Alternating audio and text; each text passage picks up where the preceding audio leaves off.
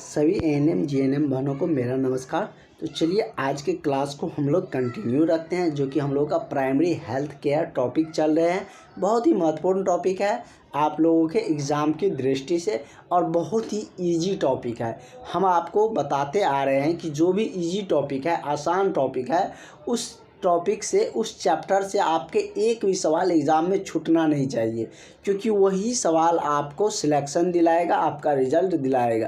क्योंकि इजी वाला क्वेश्चन सब बनाता है, तो वो सब के बराबर में आप तभी ना आ पाइएगा। इसलिए इजी वाले क्वेश्चन को बिल्कुल भी मिस मत करिए। इसलिए हम आपको कह रहे हैं बार बार कि आप लोग क्लास ज़रूर ज्वाइन कर लीजिए। जो भी कैंडिडेट अभी तक क्लास नहीं ज्वाइन किए हैं और जो क्लास ज्वाइन कर लिए हैं, उन सारे कैंडिडेटों से रिक्वेस्ट है कि आप अपने फ्रेंड या जो भी आपका ग्रुप है एएनएम जीएनएम का, उसमें शेयर कर दीजिएगा, ताकि और भी स्टूडेंट जुड़े। जितना अधिक स्टूडेंट जुड़ेंगे, हम लोग उतना जल्दी ऐप पर चलेंगे और आपको वहाँ पर ग्रुप डिस्कशन भी उतना ही जल्दी स्टार्ट होंगे। ये आप लोग का भी ड्यूटी है, क्योंकि हम आपके लिए बहुत मेहनत करते हैं, नोट्स बनाते हैं, फिर आपका क्लासेज लेते हैं और एक एक पॉइंट को पूरी डिटेल्स में समझाते भी है। तो चलिए इस नंबर पर कॉल करके, जो अभी तक क्लास नहीं ज्वाइन किए हैं, 70 50 87 29 96, इस नंबर पर कॉल करके व्हाट्सअप करके ज़रूर क्लास में जुड़ जाइएगा। बहुत ही जल्द आपका टेस्ट सीरीज स्टार्ट होने वाले हैं, ग्रुप डिस्कशन होंगे और टॉपिक तो चल ही रहे हैं एक्सप्लेनेशन के साथ। सारे नोट्स भी आपको मिल जाएंगे। तो इस टॉपिक के हम लोगों ने 51 नंबर तक क्वेश्चन कर चुके थे। उससे आगे का क्वेश्चन आज हम लोग करते हैं। तो चलिए 50 नंबर क्वेश्चन से हम लोग क्वेश्चन करते हैं। फेफड़ों इसलिए लिखा है कि फेफड़े का दो फेफड़े होते हैं हमारे शरीर में, एक बाएं ओर एक दाएं ओर। वो आगे में क्वेश्चन देखने को मिलेंगे। तो फेफड़ों में वायु जाने का मुख्य मार्ग कौन सा होता है? श्वासनिका या श्वसनी या श्वास नली या कुपिका? तो ये कुपिका क्या होते हैं? तो फेफड़ों के वायु जाने का एक मुख्य मार्ग है। इसका करेक्ट आंसर आपका ऑप्शन नंबर मतलब श्वास नली है, कुपिका नहीं। कुपिका तो आपका कह सकते हैं कि उसका मतलब सहयोग करते हैं। तो श्वास नली ही इसका मुख्य मार्ग है, जो कि श्वास नली के द्वारा ही फेफड़े तक क्या होता है, शोषण जाते हैं। उसके बाद है, ये क्वेश्चन हम लोग किए भी थे सर कल के क्लास में, कि ग्लोटिक्स एवं एपिग्लोटिक्स का उपअंग कौन से है? ग्लोटिक्स और एपिग्लोटिक्स के बारे में हमने आपको डिटेल्स में भी बताए थे कि एपिग्लोटिक्स और ग्लोटिक्स का क्या फंक्शन है। ये हमने आपको कल के क्लास में बताए भी थे। वैसे हम, यदि आप कहिएगा तो हम अभी भी आपको बता देते हैं एपिग्लोटिक्स और ग्लोटिक्स होता क्या है। तो ये क्या होता है? ये मतलब कि जैसे कि स्वरतंत्र लैरिक्स के बारे में पढ़े थे ना, तो उसी पर एक ढक्कन जैसी संरचना होती है। स्वरतंत्र के बारे में हम लोग जाने थे कि लैरिक्स से हम लोगों का मतलब कि 9 टुकड़े क्या होते हैं, उपास्थि से बने होते हैं, जिससे हम लोग को वॉइस बॉक्स भी कहते हैं। तो उसी पर क्या होता है कि ढक्कन जैसी संरचना पाई जाती है, जिसको एपिग्लोटिक्स कहते हैं। और इसी के कारण आप लोग हिचकी वाले जो सुनते हैं कि हिचकी आ गया, कोई हमको याद कर रहा है, यही आप सुनते आ रहे थे, ये नहीं होता है। इसका मेन रीज़न इसी से रिलेटेड है। तो वही एपिग्लोटिक्स होता है। हम जब कुछ निगलते हैं तो एपिग्लोटिक्स जो है ना, वो बंद हो जाता है। क्या होता है? तो एपिग्लोटिक्स बंद हो जाता है जब हम कुछ खाते हैं या निगलते हैं तो। और भोजन श्वास नली में न जाए, इसलिए ग्रस नली में चला जाता है। मतलब एपिग्लोटिक्स बंद हो जाता है, इसी कारण से भोजन श्वास नली में न जाकर कहाँ जाता है? तो ग्रास नली में जाता है। और जब भी जब आपका एपिग्लोटिक्स खुला रह जाता है भोजन निगलते समय, तब आपको हिचकी आने लगती है। हिचकी आने का मेन रीज़न यही है कि जब आप भोजन कर रहे हो उस समय एपिग्लोटिक्स जो खुला रह गया, तो वो आपको क्या होता है, हिचकी आने लगती है। एपिग्लोटिक्स का नियंत्रण मेड्यूला ऑब्लांगेटा करता है। इसी के द्वारा सांस का भी नियंत्रण किया जाता है, जो कि मस्तिष्क का भाग है। इसको हमने कल के क्लास में डिटेल्स में जाए नहीं भी थे। यहाँ से हम लोगों का मेनली क्वेश्चन है कि दाएं और बाएं फेफड़े का औसत भार क्रमशः कितना होता है? तो हमने आपको कल के क्लास में बताए भी थे कि फेफड़े का मतलब कि 2 भाग होता है। एक तो आप कह सकते हैं कि बाएं फेफड़ा, एक दाएं फेफड़ा, जिसको ओस के मतलब यूनिट में मापा जाता है। तो दाएं फेफड़ा क्या होता है कि वो थोड़ा सा बड़ा होता है। फेफड़ा क्या है? तो फेफड़ा हमारे शरीर का प्रमुख क्या है, श्वसन अंग है। क्या है? तो ये हमारे शरीर का प्रमुख श्वसन अंग है, मतलब कि सांस का प्रमुख अंग यही है। और फेफड़ा में ही ऑक्सीजन क्या होता है कि ब्लड में मिलता है, हमारे जो ब्लड है उसमें मिलता है, और ब्लड फेफड़ा में जाकर ही शुद्धिकरण होता है, मतलब कि शुद्ध होता है। ऑक्सीजन जब उसमें मिल जाता है तब वो शुद्ध हो जाता है, और फेफड़ा को रक्त का शुद्धिकरण भी कहा जाता है। और फेफड़ा होते कितने हैं? 2 होते हैं, एक दाएं साइड एक बाएं साइड। दाएं साइड वाला का भार कितना होता है? औसत भार, वेट जिसको आप लोग कहते हैं, WEIGST वेट कहते हैं, मापते हैं ना, तो वही औसत भार कितना होता है? 23 औंस होते हैं। जैसे आप लोग किलोग्राम और लीटर इस सब में मापते हैं, इसी तरीके से इसका वजन औंस में मापा जाता है। तो ये 23 औंस होते हैं दाएँ वाला थोड़ा बड़ा होता है, बाएं वाला 19 औंस होता है। अब ये मत कहिए सर गर्ल्स और बॉय में भी सब सेम ही होता है, तो हाँ दोनों में यही होता है, मतलब कि उसका दाएं वाला भार वही 23 रहता है, और बाएं वाले फेफड़ा का भार 19 औंस रहते हैं। ठीक है, औंस में दिया रहेगा, तो इसका करेक्ट आंसर आपका ऑप्शन नंबर ए हो जाएगा। ठीक है, और उसके बारे में, फेफड़ा के बारे में और उससे रिलेटेड आपसे क्वेश्चन नहीं पूछे जाएंगे, जो हमने आपको बताया उतना से ही पूछे जाएंगे। फेफड़ा को ही फुसफुस भी कहते हैं, और हम लोगों का प्रमुख श्वसन अंग भी है, रक्त का शुद्धिकरण वहीं पर होता है। ठीक है, इतना बात आप ध्यान में रखिएगा, और जहाँ पर भी फेफड़ा आएगा वहाँ पर इतनी बात हम आपको दोहराते चलेंगे, ताकि एग्ज़ाम आते आते आपको सारी चीज़ें रट जाए, आपके दिमाग में रहे। हम इतना बार आपको बोलेंगे ना कि आपको खुद ब खुद दिमाग में आ जाएगा, आपको ज़्यादा चीज़ें रटने की ज़रूरत नहीं पड़ेंगे, हम खुद ही उतना रिपीट आपको करते हुए चलेंगे। इसलिए हम कहते हैं कि आप लोग एक भी क्लास मिस किए बना सारे क्लास अटेंड करिए, ताकि आपकी तैयारी बेहतर हो सके, क्योंकि एक दूसरे से सारे क्लास लिंक होते हैं। BTSC ANM को लेकर अभी बहुत समय है, आप लोग लगातार BTSC ANM को लेकर पूछते रहते हैं। BTSC ANM का अब दुर्गा पूजा के बाद उसका सुनवाई ही है, और तब तक आप लोगों का नया फॉर्म का एप्लीकेशन शुरू हो जाएगा, मतलब कि अप्लाई जो है वो शुरू हो जाएगा। तो आप लोग खुद समझदार है, समझिए कि हम लोगों को तैयारी करनी चाहिए, क्योंकि तैयारी नहीं करिएगा तो नई वैकेंसी भी आपसे दूर चला जाएगा। आप नहीं तैयारी करिएगा तो किसी और का तैयारी आपसे बेहतर होंगे, तो उसका ना रिजल्ट होगा। कंपटीशन का मतलब ही है कि जिसका बेहतर है उसको ऊपर से लिया जाएगा। ऊपर से जो, जैसे कि 10,000 पोस्ट है, 50,000 फॉर्म भराता है, 15,000 आप लोगों का आएंगे, तो उसमें 70, पिछला बार तो 50 भराया था, इस बार 70-80,000 भराएगा, 80 से ज़्यादा भराएगा, तो 1 लाख मान के चलिए ना, उसमें से जो 15,000 ऊपर से जिसका अधिक रैंक रहेगा उसको लेगा। तो आप पढ़िएगा नहीं तो कैसे होगा? कहिएगा सर तो हमको मतलब कैसे होगा, तो वही तो नहीं आ रहा है। और भी 12,000 स्वास्थ्य मिशन के तहत आएंगे, PMCH में आएंगे, तो कहीं ना कहीं आपका तैयारी रहेगा तो हो ही जाएगा। पढ़ने वाले कभी रहते नहीं है, उसका कहीं ना कहीं सेटल हो ही जाता है, हो ही लगभग सबका हो जाता है। कारण कि और वैसे भी इलेक्शन है तो बहाली तो आएंगे ही, भरपूर बहाली आएंगे इस साल 24 में। अगर इस साल रह गए ना तब आपको लंबा इंतज़ार करना पड़ेगा आपको नौकरी के लिए। इसलिए इस बार गोल्डन अवसर है, मौका को जाने मत दीजिएगा। करें कि कौन वक्षीय गुहा और उदर गुहा को अलग करता है? तो वक्षीय गुहा और उदर गुहा को जो अलग करता है वो उसको क्या कहता है? डायफ्राम। डायफ्राम का फिगर हमने आपको कल बताए थे ना कि कैसे होता है। तो डायफ्राम जैसे कि आप लोग खस्सी का मीट खाए होंगे, उसमें आप लोग देखते होंगे ऐसे, मतलब कि ये क्या है? स्पाइनल कोड है, हम लोग का स्पाइनल कोड रहता है जो कि हम लोगों के मस्तिष्क से जुड़ा रहता है।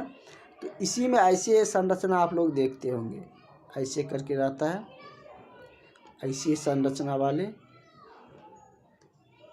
जैसे फिल्म और में कभी भूत का दिखाया जाता है ना, तो यही डायफ्राम वाला ही फिगर दिखाए जाते हैं, ऐसे रहते हैं। तो मतलब कि क्या होता है, ये डायफ्राम क्या है? इसका प्रमुख काम है कि नीह शोषण करना, मतलब कि जैसे अंतः शोषण बाह्य शोषण होता है ना, तो इसका काम है बाह्य शोषण में सहायता प्रदान करना। बाह्य शोषण के लिए ये प्रमुख अंग है। बाह्य शोषण मतलब क्या? जब आप सांस लिए उसको छोड़ेंगे तो उसमें सहायक कौन करता है? जो डायफ्राम करते हैं। तो डायफ्राम उसके लिए सहायक होता है, लेकिन ये काम कब नहीं करता है? आपसे यहाँ से एक और अच्छे क्वेश्चन बन रहे हैं। तो जब कोई गर्भवती महिला होती है तो उसका डायफ्राम निःशोषण में भाग नहीं लेता है। जब गर्भवती हो जाती है कोई महिला तो उस समय डायफ्राम क्या होते हैं कि निःशोषण में भाग नहीं लेता है। ठीक ना? और भी हमारे बॉडी का शोषण अंग है जो उसमें भाग लेते हैं, लेकिन डायफ्राम नहीं लेते हैं, और नॉर्मल डे में लेते हैं, मतलब कि डायफ्राम निःशोषण में भाग लेते हैं। तो वक्ष गुहा और उदर गुहा, पेट के ऊपर होता है ना डायफ्राम, तो ये वक्ष गुहा और उदर वाले गुहा को दोनों को अलग करने का काम डायफ्राम का ही है। तो करेक्ट आंसर आपका क्या हो जाएगा? ऑप्शन नंबर बी हो जाएगा इस क्वेश्चन का करेक्ट आंसर। वैसे आप लोगों को नोट्स मिला हुआ है, तो एक बार क्लास में पढ़िएगा, एक बार नोट्स से पढ़िएगा, आपको सारा आने लगेगा, कोई दिक्कत नहीं होगी। कह रहे रक्त में CO2 की सांद्रता बढ़ाने से श्वसन क्रिया क्या होता है? धीमी, तीव्र या अप्रवर्तित? जब रक्त में CO2 की मात्रा बढ़ जाती है तो हम लोगों का श्वसन भी क्या होता है? तीव्र होने लगता है, मतलब कि जल्दी जल्दी हम लोगों को सांस लेना पड़ता है। तो इससे क्या होता है कि मतलब CO2 जब सांद्रता उसकी मतलब कि उसके जैसे क्या अनुपात में मिला रहता है ना, तीन जैसे गैस हमने आपको बताया कि ऑक्सीजन, नाइट्रोजन और CO2 कार्बन डाइऑक्साइड, तो इसकी सांद्रता मतलब इसकी मात्रा अधिक हो जाएंगे रक्त में, तब क्या होंगे? तो आपको अधिक तीव्रता से सांस लेने पड़ेंगे ताकि जल्दी जल्दी ऑक्सीजन आए और कार्बन डाइऑक्साइड को वहाँ से निकाले। क्योंकि हम सांस लेते हैं तो कार्बन डाइऑक्साइड जो हम 21% लेते हैं वो हम ब्लड में कुछ 4% रख लेते हैं, कार्बन डाइऑक्साइड उसके बदले में 4% छोड़ते हैं। तो हम जब ऑक्सीजन लेंगे अंदर तभी ना कार्बन डाइऑक्साइड बाहर निकलेगा। तब हमारे रक्त में यदि CO2 की सांद्रता बढ़ने लगी तो हम श्वसन क्या करेंगे? तीव्र से लेंगे। उसी से सोचने वाली बात है, इसलिए हम फैक्ट बताते हैं कि जो एक्सप्लेनेशन है वो पूरी बताते हैं, जो फैक्ट है वो बताते हैं, ताकि आप उससे किसी भी तरीके से क्वेश्चन रिलेट करके पूछे तो आप उसे बना दें। क्योंकि क्वेश्चन एक अनंत यात्रा है, जब आपको थ्योरी नहीं आएंगे तो आपको क्वेश्चन आएगा ही नहीं। क्वेश्चन आपको कितना रट सकते हैं? रटिएगा, दूसरे तरीके से पूछ देगा। देखिए अब इस तरीके से पूछ जाएगा। अगर यही सिंपल क्वेश्चन पूछता तो कहता CO2 की मात्रा कितना हम सांस लेते हैं तो जाता है अंदर, लेकिन इसमें कह रहा है कि रक्त को में CO2 की सांद्रता बढ़ने लगे, मतलब CO2 बढ़ने लगे तो आपको क्या जल्दी जल्दी सांस लेना पड़ेगा, तब ना ऑक्सीजन का मात्रा अंदर जाएगा। तो बस ये सोचने वाली बात है। ये हम कितनी बार बताए हैं आपको कि सांस लेने पर ऑक्सीजन अंदर जाता है और वो ब्लड में जाकर मिलता है, और ये मिलाने का काम कौन करता है? फेफड़ा करता है। तो इसीलिए हम कहते हैं कि मेरा क्लास आप सब के लिए बहुत इम्पोर्टेंट है। यदि आप समझ के अच्छा से पढ़ना चाहते हैं, अपना रिजल्ट चाहते हैं, तो मेरे क्लास से ज़रूर जुड़िए, आपका 100% रिजल्ट होगा। और क्लास छूटेगा तो आप लोगों को दिक्कतें आएंगे, इसलिए आजकल करते करते सब क्लास मिस मत कर दीजिएगा, और एग्ज़ाम नज़दीक आ जाएगा तब आप क्लास ज्वाइन करने आइएगा। बहुत सारे कैंडिडेट क्लास ज्वाइन कर लिए हैं, तो आप लोग भी क्लास ज़रूर ज्वाइन कर लीजिए। अगला क्वेश्चन है कि श्वसन किस प्रकार की अभिक्रिया है? जब हम लोग सांस लेते हैं तो वह किस प्रकार की अभिक्रिया? ऑक्सीकरण, ऊष्माक्षेपी या ऊष्माशोषी, या A और B दोनों? ऑक्सीकरण भी अभिक्रिया है। ऊष्माक्षेपी मतलब क्या? ऊष्मा मतलब क्या कहते हैं? रिलीज भी करते हैं, तो मतलब क्या हो जाएगा कि ये मतलब कि ऑक्सीजन जाता है तो ग्लूकोज C6H12O6 ग्लूकोज को तोड़ता है ना, CO2 प्लस H2O 6 मोलिक्यूल्स और प्लस 686 कैलोरी ऊर्जा मतलब ऊष्मा निकालता है ना। ये क्या है? श्वसन एक तरीके से अभिक्रिया है, जो कि ऑक्सीकरण अभिक्रिया भी। ऑक्सीकरण मतलब क्या? ऑक्सीजन को ऐड करते हैं, ऑक्सीजन को ग्रहण करते हैं, तो वही हम लोग क्या करते हैं? सांस लेते हैं, श्वसन की क्रिया करते हैं, तो ऑक्सीजन को ग्रहण करते हैं ना, तो ये तो ऑक्सीकरण अभिक्रिया हो ही गया। इसी को अपचयन अभिक्रिया भी कहते हैं। फर्स्ट क्वेश्चन हम लोग का इस चैप्टर का यही था कि अपचयन अभिक्रिया क्या है, तो वहाँ पर हमने बताए थे। तो इसी को ऑक्सीकरण, इसी को अपचयन अभिक्रिया भी कहते हैं। वहाँ पर और भी डिटेल्स में बताए थे। ऑक्सीकरण अभिक्रिया भी है श्वसन, और ऊष्माक्षेपी भी है। इसके जगह पर अगर अपचयन लिखा रहे तो कंफ्यूज मत करिएगा, इंग्लिश में उसको कैटाबॉलिक लिखा रहता है, ठीक ना। तो इसका करेक्ट आंसर आपका ऑप्शन नंबर डी हो जाएगा, क्योंकि दोनों ऑप्शन सही है। दोनों यहाँ पर दिया है कि A और B दोनों सही है, तो ऑप्शन डी आपका सही हो जाएगा। नेक्स्ट क्वेश्चन कह रहा है कि न्यूमेटिक्स केंद्र जो सांस लय श्वसन लय को बनाए रखता है उपस्थित होता है, ये कहाँ पर उपस्थित होता है? ये आपसे पूछे जा रहे हैं, तो मतलब कि इसके बारे में हम लोग जान लेते हैं। क्या है? कह रहे कि न्यूमेटिक्स जो केंद्र है वो श्वसन लय को बनाए रखने के लिए ये कहाँ पर उपस्थित होता है? ये पोन्स में उपस्थित रहता है। कहाँ पर? तो पोन्स में ये उपस्थित रहता है न्यूमेटिक्स। तो ये मतलब कि करेक्ट आंसर आपका ऑप्शन नंबर ए हो जाएगा। अगला क्वेश्चन कह रहा है कि प्रत्येक श्वसन चक्र के दौरान मनुष्य वायु की कितनी मात्रा अंदर एवं बाहर करता है। पूरी श्वसन अभिक्रिया के दौरान कितना मतलब कि श्वसन चक्र के दौरान, चक्र मतलब क्या, साइकिल है। एक बार हम सांस लेते हैं, एक बार सांस हम लेते हैं तो एक बार छोड़ते हैं, एक बार लेते हैं एक बार छोड़ते हैं, मतलब क्या है, एक साइकिल है, एक चक्र है। तो मतलब कह रहा है कि वही कह रहा है, समझा दिया हम आपको चक्र होता क्या है। चक्र मतलब आप घूमने वाला पहिया मत समझ लीजिएगा। साइकिल मतलब एक बार छोड़ना, एक बार निकलना, एक बार छोड़ना, एक बार निकलना, ये सर्किल की तरह, मतलब एक चक्र की तरह है। तो ये क्या है, कह रहा है कि प्रत्येक श्वसन चक्र के दौरान मनुष्य वायु की कितनी मात्रा अंदर व बाहर करता है। ये लगभग 500 ग्राम, 500 ग्राम कहिए या हाफ लीटर कहिए, कितना, तो हाफ लीटर के टर्म में, ठीक ना। तो ये हाफ लीटर वायु हम लोग क्या करते हैं, अंदर बाहर करते हैं श्वसन, मतलब कि प्रत्येक श्वसन चक्र के दौरान सांस लेने और छोड़ने के दौरान हाफ लीटर जो हम लोगों का वायु है उसको क्या करते हैं, अंदर बाहर करते हैं। तो करेक्ट आंसर इसका क्या हो जाएगा, इसका करेक्ट आंसर आपका ऑप्शन नंबर बी हो जाएगा। नेक्स्ट क्वेश्चन हम लोग देखते हैं क्या कह रहा है कि इंटरकोस्टल पेशियों की इंटरकोस्टल पेशिया, जो पेशिया होते हैं जानते हैं ना, तो उसकी स्थिति क्या होती है। डायफ्राम सीलित एवं इंटरकोस्टल पेशियों को संकुचित करता है, संकुचित मतलब सुकरा देता है, या डायफ्राम या इंटरकोस्टल पेशियों दोनों को शिथिल कर देता है। तो मतलब ये क्या करता है कि निःश्वसन क्या करता है, जब अंदर की तरफ हम लोग लेते हैं तो यह डायफ्राम एंड इंटरकोस्टल पेशियों को शिथिल कर देता है। तो यही इसका करेक्ट आंसर हो जाएगा, ऑप्शन नंबर आपका बी करेक्ट हो जाएगा। नेक्स्ट क्वेश्चन हम लोग बढ़ते हैं। अगला आपका क्वेश्चन कह रहा है कि कौन से कोशिकांग में श्वसन क्रिया संपन्न होती है। राइबोसोम, लाइसोसोम, सूत्रकणिका या तारक काय। तो कौन से कोशिकांग मतलब कि श्वसन क्रिया को संपन्न करते हैं, तो तारक काय जो कोशिकांग है वही क्या करता है, तो श्वसन क्रिया को संपन्न, मतलब कि श्वसन प्रक्रिया को संपन्न हो मतलब कराती है या करते हैं। तो ये तारक काय, इसका करेक्ट आंसर हो जाएगा ऑप्शन नंबर आपका डी हो जाएगा, सी हो जाएगा, सूत्रकणिका हो जाएगा। तो इसमें मतलब क्वेश्चन पढ़ने में दिक्कत आ गई थी। कौन से कोशिकांग में श्वसन प्रक्रिया संपन्न होती है, मतलब कि उसमें पूरा हो जाता है, तो पूरा तो सूत्रकणिका में होते हैं। तो सही है, ऑप्शन नंबर सी ही होगा, डी नहीं होगा। नेक्स्ट क्वेश्चन देख लेते हैं। नेक्स्ट क्वेश्चन आपका कह रहा है कि श्वसन प्रक्रिया के अंतर्गत कौन से भाग आते हैं। बाह्य श्वसन, आंतरिक श्वसन या गैस का विनिमय या उपयुक्त सभी। तो तीनों होगा। बाह्य श्वसन भी करते हैं, श्वसन प्रक्रिया में सांस छोड़ते हैं ना, अंदर की तरफ भी लेते हैं, गैस का विनिमय भी होता है, आदान प्रदान भी होते हैं।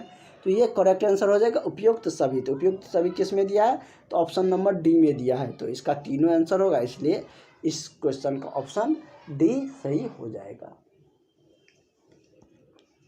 60 नंबर क्वेश्चन तक हम लोग आ चुके हैं। आज ज़्यादा लंबा क्लास नहीं होगा क्योंकि बहुत सारे जो एएनएम और भी जो सिस्टर्स हैं उन्होंने फास्टिंग भी किए होंगे, तो इसलिए ज़्यादा लंबा क्लासेज नहीं होंगे। ऑक्सीजन की उपस्थिति में होने वाला शोषण कौन सा होता है। ऑक्सी शोषण, अनऑक्सी शोषण, वायवीय शोषण या एएनसी दोनों। तो ऑक्सीजन की उपस्थिति में तो ऑक्सी शोषण होगा ही होगा और अनऑक्सी तो होंगे ही नहीं। वायु शोषण, वायु भी हम लोग लेते हैं, तो ये दोनों सही हो जाएगा, इसलिए ऑप्शन नंबर इसका डी सही हो जाएगा। ए एंड सी दोनों है, तो ए एंड सी दोनों सही है। तो ये किस में दिया है, तो ऑप्शन डी में दिया है, तो इसलिए ऑप्शन डी इसका करेक्ट आंसर हो जाएगा। डायफ्राम को लेकर फिर से क्वेश्चन आ गया, डायफ्राम फेफड़ा को लेकर। फेफड़ा के माध्यम से श्वसन कौन करता है। ये तो पता है कि हम लोग भी करते हैं। हम लोग किस में आते हैं, तो स्तनधारी में आते हैं। किस में आते हैं? स्तनधारी। स्तनधारी जीव है ना हम लोग, तो स्तनधारी में हम लोग आते हैं। सरीसृप में छिपकली आ गया, उसके बाद आपका सांप आ गया, ये सब आते हैं। तो ये भी फेफड़ा के माध्यम से करते हैं। मेढक भी, मेढक त्वचा के माध्यम से करते हैं, उसके बारे में हम लोग जानते हैं। पक्षी भी फेफड़ा के माध्यम से करते हैं श्वसन की प्रक्रिया। तो उपयुक्त सभी हो जाएगा। क्या मतलब स्तनधारी भी, या मानव दिया रहे कि मानव का प्रमुख श्वसन अंग कौन है, तो ये आप आसानी से आंसर कर सकते हैं कि मानव का प्रमुख श्वसन अंग फेफड़ा है। लेकिन वही दिया है कि फेफड़े के माध्यम से शोषण कौन कौन करता है, तो ये सरीसृप भी करते हैं, स्तनधारी भी करते हैं, स्तनधारी में हम सब आते हैं। तो उसके बाद पक्षी भी करते हैं। स्तनधारी मतलब क्या, ये समझिए, स्तनधारी ज़्यादातर वो सारे जीव जंतु है जो अंडा नहीं, बेबी बच्चे को जन्म देता है, ये सब क्या है, तो स्तनधारी में आते हैं। इसमें दिक्कत नहीं ना आएंगे आपको। स्तनधारी जहाँ समझते हैं ना, जो मतलब कि दूध पिलाता है, ये भी है, और कह सकते हैं इस तरीके से भी समझ सकते हैं, या जो मतलब कि बच्चे का जन्म देता है, शिशु को जन्म देता है। सरीसृप में वो सारे आते हैं जो कि अंडा मतलब कि अंडे का प्रजनन करते हैं। पक्षी भी आते हैं, लेकिन पक्षी सरीसृप में नहीं आते हैं। तो इसलिए ये तीनों क्या है, फेफड़ा से ही मतलब कि क्या करते हैं, तो अपना शोषण करते हैं। नेक्स्ट क्वेश्चन देखते हैं कि कह रहा है कि निम्न में से कौन सा कथन गलत है। गलत को खोजना है कि दाएं फेफड़ा बाएं फेफड़ा से बड़ा है। ये तो सही है, दाएं बड़ा होता है, उसका 23 औंस होता है वजन, इसका 19 औंस होता है बाएं का। दाएं फेफड़ा में 3 एवं बाएं में 2 लौब होते हैं, ये भी सही है। हमको खोजना है गलत वाला। दाएं फेफड़ा भारी एवं बाएं फेफड़ा हल्का, ये भी सही है कि दाएं फेफड़ा तो भारी होते हैं। दोनों फेफड़ा बिल्कुल समान है, ये तो होता नहीं है, ये हम लोग देख ही चुके थे। तो देखिए उसी क्वेश्चन को दूसरे तरीके से पूछा है। किसी भी तरीके से पूछेगा, आप लोग गलत नहीं करिएगा, क्योंकि किसी भी तरीके से क्वेश्चन पूछेगा, वो सारे क्वेश्चन हमने आपको PDF में दे रखे हैं और यहीं से सारा क्वेश्चन आते भी हैं एग्ज़ाम में। तो इसका करेक्ट आंसर आपका ऑप्शन नंबर डी हो जाएगा। तो ये सारी बातें आप लोग इतने सारे क्वेश्चन भी देखें। आगे का जो भी क्वेश्चन है उसको हम लोग नेक्स्ट क्लास में कंटिन्यू करेंगे। आज के लिए इतना रहने देते हैं, मिलते हैं हम लोग नेक्स्ट क्लास में। और नेक्स्ट क्लास में होगा तो हम लोग नेक्स्ट टॉपिक का क्वेश्चन देखेंगे। इसका 5-6 लेक्चर हो गया। एक टॉपिक का हम लोग कंटिन्यू ज़्यादा लेक्चर नहीं रखेंगे। एक टॉपिक का 5-6 लेक्चर होने पर उसको चेंज करके नया टॉपिक आता है, ये आप सबको पता है जो भी पुराना स्टूडेंट है। तो चलिए हम लोग क्योंकि इससे आपको भी पढ़ने में थोड़ा मतलब इंटरेस्ट बढ़े, क्योंकि हमको पता है कि किस तरीके से आपको तैयारी करवाना है, तो ताकि आपको बेहतर रिजल्ट हो सके। तो चलिए मिलते हैं नेक्स्ट क्लास में। Thank you.